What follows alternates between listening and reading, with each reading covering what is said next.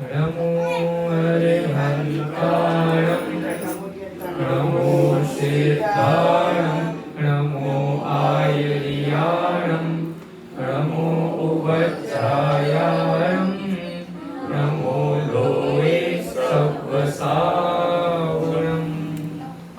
अरुहा सिद्धायर्या उज्जाया साहु पंच परमेठी देवी उचिठ्ठई आदे तम्मा आदाहु में शरणम। निज स्वरूप को परम रस जामे भरो अपार वंदो परमानंदमय समय सार अविकार। कुंद कुंद मुनि चंद्रवल अमृत चंद्र मुनि इंद आत्मरसी बानारसी वंदो पद अरविंद। सभी के पास पेजेस हैं, उसमें से मंगलाचरण पढ़ेंगे।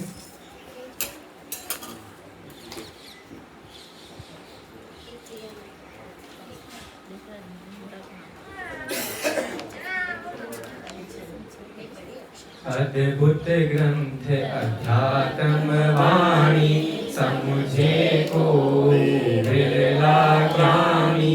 या में साधवाद अधिकारा ताको जो कीजे विस्तारा। तो ग्रंथ अति शोभा पावे मंदिर यहु कलश कहावे। तब चित अमृत वचन गण बोले अमृत चंद्र आचार्य बोले। कुंद कुंद नाटक विषय कयो तरफ अधिकार। साधवाद में साधि में कहो अवस्था द्वार। कहो मुक्ति पद की कथा कहो मुक्ति को पंथ। जैसे घट कारज जहाँ तहाँ कारण धरिमन। 10 लक्षण महापर्व का सुंदर आयोजन। यह पर्व जो हमको शाश्वत पद में रहने की प्रेरणा हमेशा देते रहे हैं, देते हैं और देते रहेंगे। 10 लक्षण महापर्व ऐसे पर्व हैं जिनमें जीवों को धर्म करने की भावना जागृत होती है। बाकी समय अगर धर्म करने की भावना जागृत नहीं होती, इसलिए तो पर्व आते हैं। वर्ष में 10 लक्षण 3 बार आता है, अष्टानी का भी 3 बार आता है, 16 कारण पर्व भी 3 बार आते हैं, रत्नत्रय पर्व भी 3 बार आते हैं। ये क्यों आते हैं 3-3 बार? एक बार ही आनी चाहिए। इसलिए आते हैं कि जीव बार बार भटक जाते हैं ना, तो उनको थोड़ा लाइन में लाने के लिए 3-3 बार साल में पर्व आते हैं। अब देखो 10 लक्षण 3 बार, 16 कारण 3 बार, अष्टानी का 3 बार, रत्नत्रय 3 बार, कितने हो गए? 3-3 6 3 9 3 12। अब एक महीना भी 12 महीना है और 12 पर्व आ रहे हैं। मतलब एक पर्व ऐसा कहना चाहते हैं कि पूरे समय, पूरा साल, पूरा वर्ष आप धर्म में ही रहो। ये पर्व हमको प्रेरणा ऐसे देते हैं। ऐसा कहा जाता है, आप लोगों ने बहुत बार सुना होगा, कहीं भी हम तीर्थ क्षेत्रों पर जाते हैं तो ऐसा कहा जाता है अन्य क्षेत्रे कृतं पापम धर्म क्षेत्रे विनश्यति। धर्म क्षेत्रे कृतं पापम वज्रलेपो भविष्यति। इसका अर्थ सभी को पता लग गया ना? अब इसको यहाँ लगाओ। अन्य दिने कृतं पापम पर्वे दिने विनश्यति। पर्वे दिने कृतं पापम वज्रलेपो भविष्यति। अब देखो इन पर्वों की महिमा। सामान्य दिन की तरह हम इन पर्वों को नहीं मनाएं। सामान्य दिन में जो हम कषाय भाव करते हैं, एक दूसरे से घृणा भाव करते हैं, चिंता करते हैं, इन सबको इन पर्वों के दिनों में छोड़ना चाहिए। ये पर्व हमको प्रेरणा देते हैं, स्वाध्याय की प्रेरणा देते हैं। क्योंकि विशेष चर्चा तो शाम के समय हम करेंगे। समय सार ग्रंथ जो एक ऐसा ग्रंथ है जिसको सुनकर जीव को अपने आप को जानने की प्रेरणा मिलती है, अपने अनुभव करने की प्रेरणा मिलती है। समय सार ग्रंथ आचार्य कुंद स्वामी ने लिखा और लिखकर उन्होंने इस ग्रंथ को मतलब उन्होंने लिखा तो इस भरत क्षेत्र को अमर विभूति उन्होंने दे दी है। समझे आप? समय सार ग्रंथ कोई सामान्य ग्रंथ नहीं है, विशेष ग्रंथ है। आप देखिए समय सार की महिमा बहुत लोगों ने कही है, बहुत लोगों ने। गणेश प्रसाद वर्णी जी का नाम सुना है? वो ऐसा कहते हैं 2 ग्रंथों के बारे में, वो ऐसा कहते हैं हमेशा कि मैं हर दिन स्वाध्याय करता हूँ, मैं हर दिन कम से कम 50-60 पन्ने हर दिन पढ़ता हूँ, ऐसा उन्होंने कहा। लेकिन जिस दिन मैं समय सार ग्रंथ और मोक्ष मार्ग प्रकाशक ग्रंथ के कुछ पन्ने नहीं पढ़ूं तो मेरे को ऐसा लगता है कि मैंने उस दिन स्वाध्याय ही नहीं किया। ऐसा उन्होंने अपनी आत्मकथा में लिखा है, मेरी जीवन गाथा, वो भी पढ़ने लायक है। तो आप समझिए समय सार एक अद्भुत ग्रंथ है। समय सार में कितनी गाथाएं हैं बताइए आप लोग, याद हो जाओगे ना आपको? 415 गाथाएं हैं। कितने अधिकार हैं? 11 अधिकार। 11 अधिकारों में विभक्त है। उसके बाद अमृतचंद स्वामी ने कुछ कलश चढ़ाए हैं, मंदिर बना दिया ना पहले आचार्य कुंदकुंज स्वामी ने, और फिर अमृतचंद स्वामी ने उस मंदिर की शोभा बढ़ाने के लिए उस पे कलश चढ़ाए हैं, जिसमें से पहला कलश चढ़ाया है स्यादवाद का, दूसरा कलश चढ़ाया है साध्य साधक द्वार का, तीसरा कलश चढ़ाया है 47 शक्तियों का। 3 कलश उन्होंने चढ़ाए हैं और इतने अद्भुत हैं कि इसके माध्यम से समय सार की महिमा और जागृत होती है। समय सार की विशेष व्याख्या समय सार जन जन को समझ में आवे, इसलिए नाटक समय सार लिखा गया। नाटक समय सार एक ऐसा ग्रंथ है, मतलब समय सार की टीका ही एक तरह से। तो समय सार के माध्यम से उस साधवाद अधिकार के माध्यम से हम कुछ चर्चा कर रहे हैं, जिसमें से हमने कुछ छंदों की चर्चा कर ली है। अब देखिए आगे, कल का विषय तो सबको याद होगा, मैं मानता हूँ याद होना ही चाहिए, क्योंकि कल हमने जो मूल बात कही थी उसको आपको समझना चाहिए। देखिए छंद नंबर निकालिए आप लोग, ये 6वां, नीचे आपको सब मिलेगा 6वां छंद। ठीक है, पढ़ते हैं साथ में, ध्यान से, आराम आराम से, कोई जल्दी नहीं है, आराम आराम से पढ़िएगा, लेकिन बात को अवश्य समझिएगा। एक रूप को कहे को अगणित अंग, छिन्न बंगुर को कहे अभंग, न अनंत यह विधि कही, मिले न काहू कोई, जो सबने साधन करे, स्यादवाद है सोई। जैन दर्शन के प्राण है अनेकांत और स्यादवाद। लेकिन थोड़ा सा इनके बारे में फिर से बताता हूँ, क्योंकि महत्वपूर्ण सिद्धांत है, इनके बारे में नहीं जानेंगे तो क्या जानेंगे, क्योंकि समस्त जिनवाणी में इन्हीं का ही विवेचन है, इनके बाहर कुछ है ही नहीं। अनेकांत स्यादवाद में ही जिनवाणी कही, जिनवाणी पूरी लिखी गई है। अनेकांत फिर से बता देता हूँ किसे कहते हैं, सामान्य आपकी भाषा में। वस्तु एक है, लेकिन वस्तु में अनंत धर्म है, अनंत गुण है, अनंत शक्तियां हैं। ठीक है, तब सुना होगा ना आपने, धर्म गुण शक्तियां। उन वस्तु अनंत गुण धर्म शक्तिमय होने से वस्तु को अनेकांतात्मक कहा जाता है। ये हो गया अनेकांत। अब अनेकांत को हम कहें, अनेकांत मतलब वस्तु को हम समझाएं, वो समझाने की शैली का नाम है स्यादवाद। इतना समझ में आ गया सबको? ये तो कठिन नहीं है, बिल्कुल भी सरल है एकदम। अनेकांत मतलब वस्तु में अनंत धर्म, और उस अनंत धर्मों को कहने की शैली, उसका नाम है स्यादवाद। इतना समझ में आ गया? अब आप लोगों ने 3 शब्द अवश्य सुने होंगे, ऐसा बहुत बार अनेकों व्याख्यानों में आपने सुना होगा कि आत्मा अनंत धर्मात्मक है, या द्रव्य अनंत धर्मात्मक है, अनंत गुणात्मक है, और शक्तियों आत्मा में अनंत शक्तियां हैं। ये जो सबने सुना ना, गुण धर्म और शक्तियां, ये सबने सुना है, लेकिन इनमें थोड़ा अंतर है, हमको वो जानना पड़ेगा। देखो सबसे पहले गुण किसे कहते हैं? गुण की परिभाषा क्या है? हम सबने पढ़ी है लघुजन सिद्धांत प्रवेशिका में। हाँ, जो द्रव्य के संपूर्ण अवस्थाओं में रहे, है ना, संपूर्ण पर्यायों में रहे, उसको गुण कहते हैं। देखिए ये तो परिभाषा ठीक है, लेकिन गुण को देखो ऐसे समझना है। मैं बोलता हूँ, ध्यान से सुनना। गुण में और धर्म में अंतर है। गुण और धर्म और शक्ति, शक्ति मतलब स्वभाव, गुण धर्म स्वभाव तीनों में अंतर है। देखना सुनना ध्यान से। गुण माने जिनकी पर्याय होंगी लेकिन जिनका प्रतिद्वंदी नहीं होगा। समझ गए ध्यान से? गुण मतलब जिनकी पर्याय होंगी लेकिन उनका प्रतिद्वंदी नहीं होगा। जैसे एग्जाम्पल, एक गुण लो श्रद्धा गुण, श्रद्धा गुण की बहुत सारी पर्याय होती हैं, गुणों की तो पर्याय होती है ना, गुणों के परिणमन को पर्याय कहते हैं। तो गुण, श्रद्धा गुण, लेकिन श्रद्धा गुण का प्रतिद्वंदी नहीं होगा। जैसे नित्य, ये धर्म है, ये गुण नहीं है, नित्य धर्म है। नित्य का प्रतिद्वंदी अनित्य, एक धर्म, एक का प्रतिद्वंदी अनेक, ये धर्म है। लेकिन गुण में अब श्रद्धा का प्रतिद्वंदी क्या लगाओगे? अब ज्ञान नाम का एक गुण है आत्मा में, लेकिन ज्ञान से विपरीत अज्ञान नाम का गुण है क्या आत्मा में?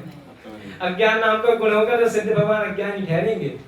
इसलिए गुण माने जिनकी पर्याय होंगी लेकिन उनका प्रतिद्वंदी नहीं होगा।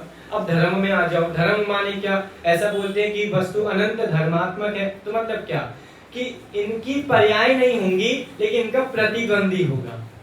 कैसे? अब नित्य, नित्य की कोई पर्याय नहीं होती, अनित्य की कोई पर्याय नहीं होती, लेकिन नित्य अनित्य धर्म है दो और आपस में प्रतिद्वंदी है, एक अनेक, ठीक है ना? ऐसे। अब स्वभाव, स्वभाव में क्या लगाएंगे? एक गुण और धर्म तो समझ में आ गए, एकदम सरल है। स्वभाव में क्या लगाएंगे? पर्याय भी नहीं, हाँ, जिनकी पर्याय भी नहीं और जिनका प्रतिद्वंदी भी नहीं। जैसे एग्जाम्पल, त्यागोपादान शून्यत्व शक्ति, आत्मा की एक ऐसी शक्ति है, त्यागोपादान शून्यत्व शक्ति, मतलब ना आत्मा किसी से कुछ ग्रहण करता है ना किसी को कुछ देता है। अब इसकी पर्याय होंगी नहीं, ना इसका कोई शक्ति का प्रतिद्वंदी है। समझे आप? तो गुण, धर्म, स्वभाव, कभी भी कोई भी गुण कहे, कभी भी कोई धर्म कहे, कभी भी कोई स्वभाव कहे, तो आपको ये समझना है कि गुण मतलब जिनका प्रतिद्वंदी ना, मतलब प्रतिद्वंदी ना हो, पर्याय हो। धर्म मतलब जिनकी पर्याय ना हो, प्रतिद्वंदी हो। स्वभाव मतलब जिनकी पर्याय भी नहीं है और प्रतिद्वंदी भी नहीं है। इतना समझ में आ गया? अब देखो यहाँ क्या कह रहे हैं, देखो ध्यान से देखना। एक रूप को कहे को अगणित अंग, मतलब वस्तु का विवेचन सभी लोग करते हैं। कोई कहता है वस्तु एक रूप है, कोई कहता है वस्तु अगणित अंग, अनेक रूप है, ठीक है ना? कोई लोग कहते हैं एक रूप है, कोई कहते हैं अनेक रूप है। अब देखो, क्षण भंगुर को कहे, कोहू कहे अभंग, कोई क्षण भंगुर क्षणिक कहता है, कोई क्षणिक कहता है वस्तु को, और कोहू कहे अभंग। अभंग मतलब क्या है? नहीं, अभंग मतलब देखो, अभंग मतलब आप ऐसा समझो कि कोई वस्तु को क्षणिक कहता है, मतलब अनित्य कहता है, तो अभंग मतलब उसका विपरीत, कोई वस्तु को नित्य कहता है। इसका भंग नहीं किया सकते। हाँ, भंग नहीं कर सकते। एक मतलब वस्तु एक है, वस्तु हमेशा से जैसी है वैसी की वैसी रहेगी, वो नित्य, ऐसे कहते हैं वस्तु को। अब नीचे वाली पंक्तियां ध्यान से देखना। अब यहाँ पे सॉल्यूशन बता रहे हैं, देखो। अब इतने सारे लोग इतनी सारी बातें कहते हैं, हम क्या समझे, हमें कैसे समझ में आएगा? तो देखो, न अनंत यह विधि कही मिले न काहू कोई। न मतलब क्या है? न लिखा ना, नए शब्द। नए क्या होता है? नए मतलब होता है नए, नए। वो कह रहे हैं, पंडित जी कह रहे हैं कि अगर नयों का विवेचन, नय मीमांसा समझी होगी तो आप झगड़े में नहीं पड़ोगे, आपको सब कुछ समझ में आ जाएगा। तो नय अनंत यह विधि कहे, मैं नयों के माध्यम से अनंत विधि कही जाती है, मतलब वस्तु ऐसी भी है और ऐसी भी है। समझा? मिले ना काहू कोई, वस्तु कभी भी आपस में मिलती नहीं है। ये उन्होंने नित्य का वो खंडन किया है, अभी बताऊंगा आपको। अब देखो, इस अभी अर्थ देखते सामान्य विशेष करेंगे। जो सब नए साधन करे स्यादवाद है सूर्य। सब नए, जो सभी नयों को साधता है वही स्यादवाद को समझ सकता है। जो एक ही नए को लेकर बैठेगा कि वस्तु अनित्य ही है, वो चला गया वो। लेकिन जो नयों, मतलब दोनों नयों को, निश्चय नय, व्यवहार नय, द्रव्यार्थिक नय, पर्यायार्थिक नय, इन दोनों नयों को साधेगा, समझेगा, इनकी अपेक्षा समझेगा, वो स्यादवाद है सोई, वही स्यादवादी कहलाएगा, उसी का नाम स्यादवाद है। इतना सामान्य अर्थ समझ में आया? अब देखो, यहाँ थोड़ा विवेचन अपन करते हैं, सुनना ध्यान से। बहुत से लोग कहते हैं वस्तु एक है और बहुत से लोग कहते हैं वस्तु अनेक है। अगर हम वस्तु को एक मान ले, वस्तु मतलब आप समझ गए ना, पदार्थ, कोई भी, मतलब छह द्रव्य, इनको वस्तु कहते हैं, पदार्थ कहते हैं, द्रव्य कहते हैं, कुछ भी कह सकते हैं। अगर हम वस्तु को हमेशा एक मान ले, एक ही, मतलब वस्तु एक ही है, तो आपकी कोई भी पर्याय नहीं सिद्ध होंगी। मतलब जीव अभी मनुष्य है तो मनुष्य का मनुष्य रहेगा, मतलब वो तिर्यंच गति वाला, नरक गति वाला सिद्ध नहीं होगा। हम कभी मोक्ष नहीं जा पाएंगे अगर वस्तु को एक ही मानकर बैठे जाएंगे तो। और वस्तु को अनेक मान ले तो, कि वस्तु ये भी है, वस्तु मतलब जीव, एक जीव मैं हूं तो मैं आप में मिल गया, अनेक मान लेंगे तो मैं आप में मिल गया, कि वस्तु पुद्गल जीव में आ गया तो भाई 6 द्रव्यों की विश्व व्यवस्था बिगड़ जाएगी। एक द्रव्य अगर एक में मिल गया मतलब उस द्रव्य का अभाव हो गया ना। और 6 द्रव्यों के समूह को विश्व कहते हैं, एक भी द्रव्य का अभाव तो विश्व खंडित, इसलिए इनको मानने में दोष आएगा। अनित्य मानेंगे तो क्षणिकवाद, क्षणिकवाद समझते ना आप लोग, क्षणिकवाद थोड़ा समझाता हूँ। क्षणिकवाद क्या होता है, अभी ये कौन कौन मानता है आप लोग समझ लेना अपने हिसाब से। क्षणिकवाद देखो कि वस्तु हर समय बदलती है। मैं अभी जो बोल रहा हूँ वो एक समय के पर्याय गई, अगले समय के पर्याय, मतलब वो एक समय की पहले पर्याय वाला आयुष्य चला गया, दूसरी समय के पर्याय वाला आयुष्य पैदा हो गया, फिर ये भी चला गया, फिर अगला आ गया, ये भी चला गया, ऐसा वो लोग मानते हैं। अब ऐसा मानने से क्या होगा, क्या दोष आएगा? अगर हम ऐसा मान लेंगे सर्वथा, अभी अपन नयों के माध्यम से भी जानेंगे, बात गलत नहीं है, अपन अपने में लगा के देखेंगे। अगर हम इसको सर्वथा मान लेंगे कि भैया वस्तु क्षणिकवाद है, बदलती रहती है, लेकिन वस्तु का बदलना स्वभाव है, लेकिन अगर इसको सर्वथा मान लेंगे तो द्रव्यपना सिद्ध नहीं होगा। आप उत्पाद व्यय में ही रमते रहोगे, द्रव्यपना तो खंडित हो गया ना, समझे आप? द्रव्य उत्पाद व्यय, द्रव्य तो जानते ना, बस सरल है। अब देखो उत्पाद व्यय द्रव्य समझा तुम? हाँ समझा देते हैं। देखो आप लोग मेरे को बता देना कि आपको क्या नहीं पता है, क्योंकि मेरे को लगता है कि आपको सब पता है, ठीक है ना? आप लोग बताएंगे तभी तो। अगर एक भी चीज आप नहीं समझोगे मैं तो आगे बढ़ जाऊंगा, आप लोग मतलब बता दीजिएगा बीच में। उत्पाद माने क्या? वस्तु हमेशा परिणमन करती रहती है, ठीक है? कभी भी नवीन पर्याय की उत्पत्ति होगी तो वो उत्पाद, और नवीन पर्याय की उत्पत्ति हो गई और पूर्व जो अभी पर्याय थी उसका व्यय हो गया, वो चली गई तो वो व्यय, तो मतलब उत्पाद व्यय ऐसी वस्तु होती है, लेकिन उनके बीच में वस्तु वस्तु रहती है। द्रव्य, उत्पाद व्यय द्रव्य, इसको एग्जांपल से समझो। सोना, सोने से समझ तो सरल है, सोना है, अब उसको हमने सोने को हमने कंगन बना दिया, ठीक है ना? तो सोने की जो पिंड रूप पर्याय थी उसका व्यय हो गया, कंगन रूप पर्याय का उत्पाद हो गया, लेकिन सोना तो सोना रहा, सोनापना स्वर्णपना तो खंडित नहीं हुआ। ऐसी उत्पाद व्यय द्रव्य जीव अनादि से कर रहा है, उत्पाद को ही अपना मान लेता है, व्यय हो गया तो उसको उसके लिए रोता है, लेकिन ये नहीं देखते कि द्रव्य तो हमेशा जिंदा है। द्रव्य कहाँ जाएगा? द्रव्य तो कहीं नहीं जा सकता, द्रव्य को कोई खंडित ही नहीं कर सकता। तो ये उत्पाद व्यय द्रव्य है। द्रव्य मतलब, हाँ द्रव्य मतलब जिसका ना उत्पाद है, जिसका ना व्यय है, जो हमेशा त्रिकाल रहता है वो द्रव्य। आप कुछ मनुष्य की भाषा सोना है वो द्रव्य। हाँ मनुष्य, देखो अपन में लगा है, अभी हम मनुष्य पर्याय वाले हैं, तो मनुष्य पर्याय का हमारा उत्पाद हो गया। अब पूर्व पर्याय कौन सी थी हमारी? अगर देखो पूर्व पर्याय भी छोड़ो, अभी इसी मनुष्य पर्याय में लो, अभी हम बहुत संपन्न हैं, सभी धनवान हैं, तो धनवान मतलब जो पर्याय अभी हम धनवान नाम की पर्याय उत्पन्न हो गई, ठीक है? अब ये पर्याय तो उत्पन्न हो गई, अब आगे आप जाके हम लोग रंक बन गए तो हैं, निर्धन बन गए तो, मतलब जो धनवान नाम की पर्याय थी उसका व्यय हो गया और रंक नाम की पर्याय का उत्पाद हो गया, मतलब उत्पन्न हो गई ना। अब धनवान नाम की पर्याय से हमको बहुत लगाव था, अरे पैसा पैसा तो भाई हमको चाहिए, पैसे के बिना काम कैसे चलेगा। अब वो पैसा चला गया तो रोते हैं, व्यय के लिए रोते हैं। अब वो उत्पाद हो गया निर्धन का, वो पसंद नहीं है, उससे हम द्वेष करते हैं, कब जाएंगे हमारा गरीबपना कब जाएगा, ऐसा सोचते हैं ना लोग। तो उत्पाद व्यय इनमें ही रमे रहते हैं, लेकिन ये नहीं देखते कि वो पैसा उत्पन्न हुआ, वो पैसा चला गया, लेकिन हमारा आत्म स्वभाव तो जिंदा रहा। आत्म स्वभाव का जो अनंत गुण है, अनंत धर्म है, वो जो जिंदा रहा, उसमें कहाँ कुछ अड़चन हुई, वो तो एकदम ठीक रहा, उसमें ना एक गुण कम हुआ ना एक गुण ज्यादा हुआ, ऐसा हुआ। इसलिए उत्पाद व्यय द्रव्य को हमको समझना चाहिए। देखो जो सब नए साधन सधे, जो सभी नयों को साधता है, प्रमाण नए, दो शब्द सुने, प्रमाण नए। प्रमाण माने जो वस्तु को सर्व अंश से ग्रहण करे, और नए माने जो वस्तु को एक अंश से ग्रहण करे। इनके बहुत विशेष व्याख्या, बहुत आचार्य ने इनके बारे में अलग अलग ग्रंथ लिखे रखे हैं, बहुत ग्रंथ लिखे हैं इनके बारे में प्रमाण नए को समझाने के लिए। एक गाथा आती है, मैं बोलता हूँ, विषय से ही है, ध्यान से सुनना। उनके उदाहरण भी बताऊंगा आपको कहां से है।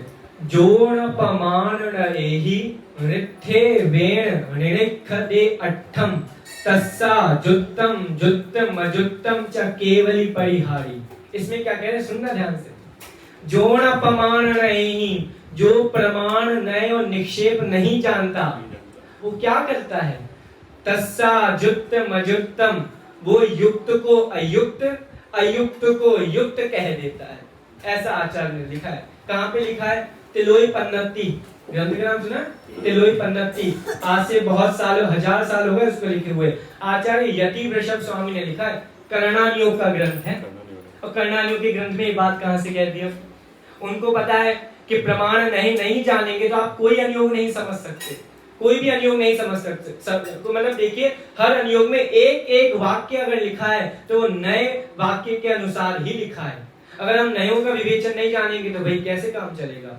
इसलिए जोड़ा प्रमाण नहीं, प्रमाण नए और निक्षेप। निक्षेप शब्द थोड़ा आपके लिए नया होगा, क्योंकि निक्षेप का वर्णन अगर पढ़ना हो तो पहले अध्याय में दिया नाम स्थापना द्रव्य भाव तस्तन्यासः, उसकी चर्चा हम नहीं करेंगे। निक्षेप की बहुत बड़ी प्रणाली है। हम तो प्रमाण नय को थोड़ा समझने का प्रयास करते हैं, क्योंकि प्रमाण नय बहुत जरूरी है। अब देखो, प्रमाण वस्तु को सर्व और अंश से ग्रहण करेगा, नए वस्तु को एक अंश से ग्रहण करेगा। लेकिन अब प्रमाण तो छोड़ो, प्रमाण को हम जान नहीं सकते, क्योंकि इतना विवेक, इतनी बुद्धि हम लोगों में है नहीं। क्योंकि भगवान की वाणी जो खिरती है वो प्रमाण वाक्य में ही खिरती है, नए वाक्य में नहीं खिरती। फिर गणधर दे उसको नए वाक्यों में विभक्त करके समझाते। इतनी सारी जिनवाणी लिखी गई, द्वादशांग 11 अंग 14 पूर्व लिखे गए, ये सब नए वाक्यों में विभक्त हैं। नए 2 प्रकार के, कौन कौन से? निश्चय नय, व्यवहार नय। और दूसरे बोलो, द्रव्यार्थिक नय, पर्यायार्थिक नय। 2 प्रकार की भाषा चलती है, एक आगम भाषा और एक अध्यात्म भाषा। आगम भाषा में अगर बोलेंगे तो नए 2 प्रकार के, कौन कौन से? द्रव्यार्थिक नय और पर्यायार्थिक नय। और अध्यात्म के नए बोलेंगे तो 2 है मूल, अध्यात्म के 2 मूल नए, निश्चय नय और व्यवहार नय। इतना समझ में आ गया? आप जानते हैं प्रवचन सार नाम का एक ग्रंथ है, प्रवचन सार। प्रवचन सार में भी आचार्य अमृत चंद स्वामी ने लास्ट में, जैसे इसमें कलश चढ़ाए ना, उसमें भी कलश चढ़ाए हैं। उसमें उन्होंने 47 नयों का एक कलश चढ़ाया है, 47 नए। अब मैंने कहा ना 2 प्रकार की भाषा है, एक आगम भाषा, एक अध्यात्म भाषा। तो आगम भाषा के 47 नए हैं, वो आगम भाषा के, आगम के। और अध्यात्म के नए अलग हैं, आगम के नए अलग हैं, अध्यात्म के नए अलग हैं। देखिए थोड़ा सा आप इतना समझिए, समय सार प्रवचन सार में क्या अंतर है। दोनों अध्यात्म के ग्रंथ है, इतना तो हमको पता लगता है, दोनों द्रव्यानुयोग के ग्रंथ हैं, लेकिन इनमें बहुत बड़ा अंतर है। यूनिवर्सिटीज में समय सार को कोर्स में नहीं रखा गया है, प्रवचन सार को कोर्स में रखा गया है। क्यों? समय सार महान है ना, प्रवचन सार कैसे रख दिया? सोच समझ के।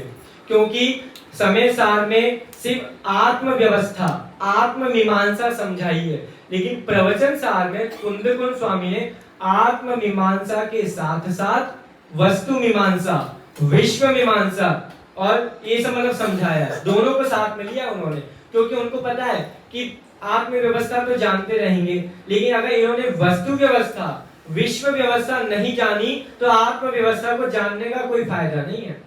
पहले वस्तु, अब देखो आपको थोड़ा सा बता दो, सुनना ध्यान से। प्रवचन सार के 3 महाअधिकार हैं, कभी सुना आप लोगों ने? मैं बता दूं, सुनना ध्यान से, थोड़ा समझने लायक है, समझेंगे तभी तो आगे बढ़ेंगे। प्रवचन सार ग्रंथ के 3 महाअधिकार हैं। एक है सबसे पहला ज्ञान तत्व प्रज्ञापन महाअधिकार, दूसरा है ज्ञेय तत्व प्रज्ञापन महाअधिकार और तीसरा है चरणानुयोग सूचक चूलिका। ज्ञान तत्व प्रज्ञापन महाअधिकार में उन्होंने ज्ञान की महिमा, आत्म द्रव्य की महिमा बताई, आत्म द्रव्य को कैसे जाने।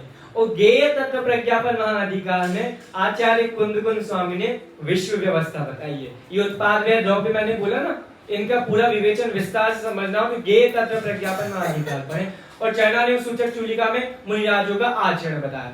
मतलब प्रवचन सार इतना महत्वपूर्ण है। अब ऐसा कहेंगे समय सार ज्यादा महत्वपूर्ण है प्रवचन सार, आपको क्या लगता है हमें सबसे पहले समय सार पढ़ना चाहिए प्रवचन सार? 5 परमागम के नाम पता है ना आप सभी को, समय सार, प्रवचन सार, अष्टपावर, पंचास्तिकार और नियम सार। अब इनको पढ़ने का थोड़ा क्रम है। अगर जिसको थोड़ा मतलब जिन्होंने वो क्रमशः 8 भाग पढ़े, उसके बाद थोड़ी बुद्धि तीक्ष्ण हुई, अगर वो इन ग्रंथों का अध्ययन करना चाहे तो इसका एक थोड़ा सा विवेचन है। सबसे पहले पढ़ो पंचास्तिका है, पंचास्तिका सरल भाषा में लिखा है। उसके बाद पढ़ो प्रवचन सार, ठीक है। उसके बाद आएगा नंबर आपके समय सार का, उसके बाद आएगा आपका नंबर नियम सार का, फिर आएगा अष्टपाहु का। ये क्रम है पढ़ने का।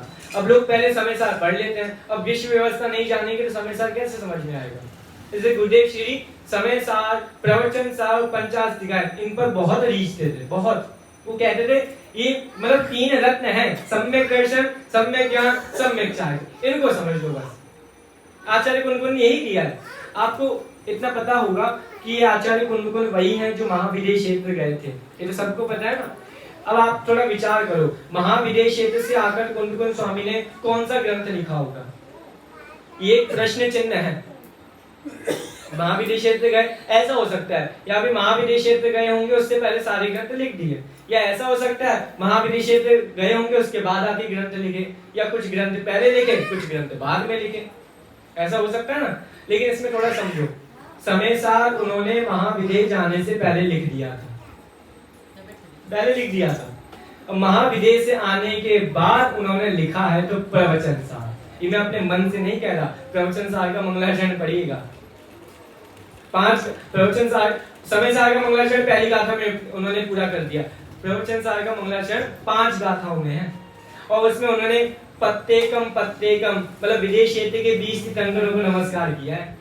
अगर वो विदेश क्षेत्र से आकर समय सार लिखते तो समय सार में भी महाविदेश क्षेत्र का वर्णन कहीं ना कहीं कुछ करते, समझे आप। इसलिए प्रवचन सार महत्वपूर्ण ज्यादा है। प्रवचन सार को पहले समझे, बाद में समय सार। कोई बात नहीं, जब समय आएगा तब समझ लेंगे, आप लोग समझ लेना, होनहार जब आएगी तब जग जाएगी। अब यहाँ देखो, अब इस प्रकार से मतलब नए, निश्चय नए, व्यवहार नए, कहीं निश्चय नए का कथन होगा, कहीं व्यवहार नए का कथन होगा। अब देखो इसमें भी बहुत सारे भेद हैं। निश्चय नए भी 3 प्रकार का, व्यवहार नए भी 2 प्रकार को, उसके भी दोनों के 2 भेद, उपचरित असद्भूत, अनुपचरित असद्भूत, ये सब बहुत भेद है, इनकी चर्चा अपन नहीं करते क्योंकि इतना समय भी नहीं है, अपन को बहुत सारे विषय भी लेने हैं। तो इस छंद का आपको सामान्य समझ में आ गया होगा। अगला छंद निकालिए। अगला छंद कौन सा आपके यहाँ? इसमें शुरुआत पहला शब्द क्या है? हाँ ठीक है, उससे ये एक छंद मैंने इसमें लिखा है, उससे पहले एक छंद मैंने जानबूझ के नहीं लिखा, उसको मैं यहाँ से पढ़ता हूँ, सुनना ध्यान से। उसके बाद हम ये वाला छंद पढ़ेंगे। स्यात् वाद अधिकार अब कहो जैन को मूल, जाके जानत जगत जन लहे जगत जन कूल। है क्या उसमें? चलो चलो, और मेरे को याद नहीं। देखो, स्याद्वाद अधिकार अब कहो जैन को मूल। अब बताओ, जैन को मूल कह दिया, अब जैनी, उन्हीं को जैनी मान ले बनारसीदास जी जो स्याद्वाद को समझता है। अब कैसे कह दे? अब देखो, जाके जानत जगत जन लहे जगत जन कूल। देखो इसमें अर्थ क्या लिखा, मैं इसमें अर्थ पढ़ता हूँ।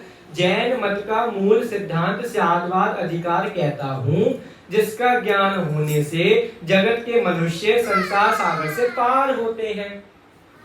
देखो, शास्त्रों में बहुत प्रकार से विवेचन है, लेकिन अगर उनमें हम सर्वथा शब्द लगा दें तो आप एकांतवादी हो जाएंगे। इसलिए शास्त्रों में स्यात् कथनचित, स्यात् अकथनचित, स्यात् अस्ति, स्यात् नास्ति, ऐसा विवेचन होता है ना।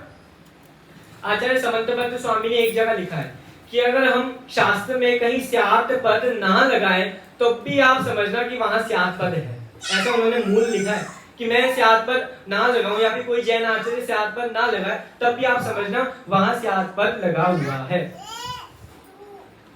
ठीक है, इसलिए अब देखो अंतिम छंद पढ़ते हैं, ध्यान से देखना, सब एक साथ पढ़ना। इसमें शिष्य की शंका है और समाधान भी है।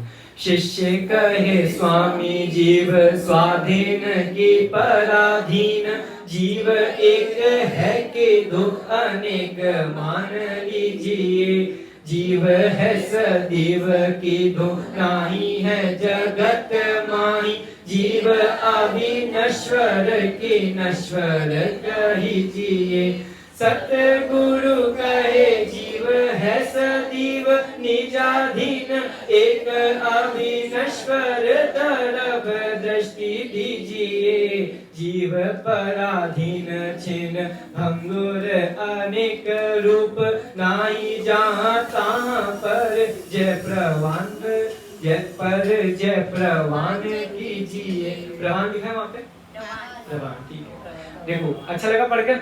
अब देखो शिष्य क्या कह रहा है, शिष्य को बहुत शंका है। बनारसीदास जी का शिष्य कह रहा है, शिष्य कहे स्वामी जीव स्वाधीन की पराधीन, कोई कहता है जीव स्वाधीन है, कोई कहता है जीव पराधीन है। भाई मैं क्या करूं, आप मेरे को बताइए मैं क्या करूं। अब देखो जीव एक है कि तो अनेक मान लीजिए, पहला वाला विवेचन आ रहा है, कोई कहता है जीव एक है, कोई अनेक बताता है, हम क्या करें। हम तो बहुत कंफ्यूज हो जाते हैं ना, हमको तो सरल मार्ग चाहिए, हमें बना बनाया हुआ हलवा चाहिए, मेहनत नहीं करनी उस शिष्य को। अब देखो बनारसी राशि बताएंगे, जीव है सदीव की दो नाही है जगत माही। कोई कहता है जीव जगत में है, कोई कहता है जीव जगत में नहीं है, कोई जीव की सत्ता मानता है, कोई जीव की सत्ता नहीं मानता है, शिष्य क्या करे। अब देखो जीव अविनश्वर की नश्वर कहिए, कोई कहता है जीव अविनश्वर है, कोई कहता है जीव नश्वर है। अब इतने सारे विवेचन है जगत में, वो शिष्य भटक जाएगा। अब सतगुरु क्या कहते हैं सुनो, सतगुरु कहे जीव है सदैव निजाधीन, एक अविनश्वर दरब दृष्टि दीजिए। पर्याय दृष्टि से देखो तो जीव अविनश्वर है, और द्रव्य दृष्टि से देखो तो उल्टा हो गया, पर्याय दृष्टि से देखो तो जीव अनेक प्रकार से परिभ्रमण करने वाला, और लेकिन द्रव्य दृष्टि से देखो जीव अविनश्वर है, नश्वर नहीं होता, नाशवान नहीं होता। एक पर्याय बदलेगी और दूसरी पर्याय आएगी, जीव बदलता जाएगा। लेकिन द्रव्य दृष्टि से देखेंगे तो जीव जैसा है वैसा का वैसा रहेगा। आप लोगों बोला जीव बदलता जाएगा, गलत बोल दिया, पर्याय बदलती जाएगी। हाँ पर्याय बदलती जाएगी तो जीव, हम ऐसा इसमें ऐसा कहने का है कि एक पर्याय हुई दूसरी पर्याय आई, एक पर्याय हुई दूसरी पर्याय आएगी, मतलब जीव अभी ऐसा था फिर ऐसा हो गया, जीव बदल गया, ऐसा कहने का मतलब समझा, जीव बदल गया। अभी मनुष्य था, हाँ जीव बदल गया ऐसा कहेंगे लोग। लेकिन अब द्रव्य दृष्टि से देखो, जीव मनुष्य में भी जीव है और जीव नरक गति में भी जीव है। विशेष देखते हैं, सामान्य नहीं देखते। जीव जीव ये सामान्य पद निकल रहा ना, सामान्य ही तो सत्ता है जीव की। अब देखो आगे, जीव पराधीन छिन भंगुर अनेक रूप, नाई जहां तहां पर जय प्रवान कीजिए।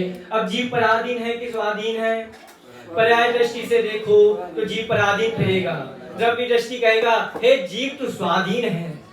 ये नयों का विवेचन है। अब शिष्य को कुछ भूल नहीं रहेगी, क्योंकि नयों का विवेचन समझ लिया, अब शिष्य को सब समझ में आ जाएगा। अपेक्षा समझे बिना कुछ भी समझ ना आएगा, अपेक्षा को समझते सब कुछ समझ आ जाएगा। अपेक्षा समझनी पड़ेगी। अब देखिए समय तो हो गया है, विवेचन बहुत है, करेंगे समय से चर्चा। हो सकता है कि 3-4 दिनों में से आपका अधिकार पूरा हो जाए, तो कुछ विशेष जो चर्चा है वो भी आपके सामने रखूंगा। एक ग्रंथ है हमारा प्रमेय कमल मार्कंड, नाम सुना नहीं हो सुन लेना। उसमें आचार्य देव ऐसा लिख रहे हैं, एक बात है, एक विवेचन है, सुनना भाई साहब, एक विवेचन है, अगर वो वाला मतलब कोई विवेचन है, कोई व्याख्या है, अगर वो व्याख्या दूसरे लोग कहेंगे तो गलत है, और वही व्याख्या जैन स्यादवादी कहेगा वो सही है। देखो क्या लिख रहे हैं आचार्य, एक ही व्याख्या है, कोई और कहेगा तो गलत, जैन स्यादवादी कहेंगे तो सही। कैसा वस्तु का स्वरूप है, कैसा स्यादवाद का सिद्धांत है। अब इसको कौन समझे, कोई समझेगा ये तो फालतू घुमा रहे हैं, घुमा नहीं रहे हैं, स्यादवाद घुमाता नहीं है, स्यादवाद सीधा करता है, लाइन पर लाता है ताकि आप भटको नहीं। ठीक है, इसलिए बहुत विशेष चर्चा है, स्यादवाद को हृदय में बसाएं तभी ये मनुष्य भाव सार्थक होगा। एक अंतिम क्षण में आपके सामने पढ़ता हूँ, सुनाता हूँ। बनारसी दास जी ने लिखा है, हम ज्ञान की बहुत महिमा करते हैं, ज्ञान ज्ञान, लेकिन ज्ञान के बारे में उन्होंने एक बहुत अच्छा छंद लिखा, मैं लिख कर लाया हूँ, आप लोग ध्यान से सुनना। बस उसको बोलकर मैं अपनी बात को विराम दूंगा। सुनना ध्यान से, एकदम ध्यान से सुनना, बहुत सरल भाषा है, समझ में आएगा। भेष में न ज्ञान नहीं, ज्ञान गुरु वर्तन में, मंत्र जंत्र तंत्र में न ज्ञान की कहानी है। ग्रंथ में न ज्ञान नहीं, ज्ञान कवि चातुरी में, बातन में ज्ञान नहीं, ज्ञान कहावानी है। ताते भेष गुरु ताकवित, ग्रंथ मंत्र बात, इनते अतीत ज्ञान चेतना निशानी है। ज्ञान ही में ज्ञान नहीं, ज्ञान और ठोरे कहूँ, जाके घट ज्ञान सोही ज्ञान का निधानी है। जाके घट ज्ञान सोही ज्ञान का निधानी है। ये ज्ञान की महिमा आज पंडित बनारसीदास बता रहे हैं, जिसके अंदर ज्ञान है, जो ज्ञान को ज्ञान में जानता है, वही ज्ञान का निधानी है। बाकी ज्ञान की दुकानें बहुत हैं, जहां जाओगे वहां कुछ ना कुछ मिलेगा, लेकिन जिसको परमानेंट माल चाहिए वो अंदर है, और जिसको परमानेंट माल नहीं चाहिए वो जगत में फिरते रहे। इसलिए ज्ञान की महिमा जाने। कहते ना अपन लोग, ज्ञान समान नान जगत में सुख को कारण, यह परमामृत जन्म जरा मृत्यु रोग निवारण। इसलिए ज्ञान को जाने और ज्ञान स्वभावी आत्मा को जाने, उसमें लीन हो और 10 लक्षण पर्व को सार्थक करें। इसी पवित्र भावना से आज की बात को विराम देता हूँ। ओम नमः सिद्धेभ्यः।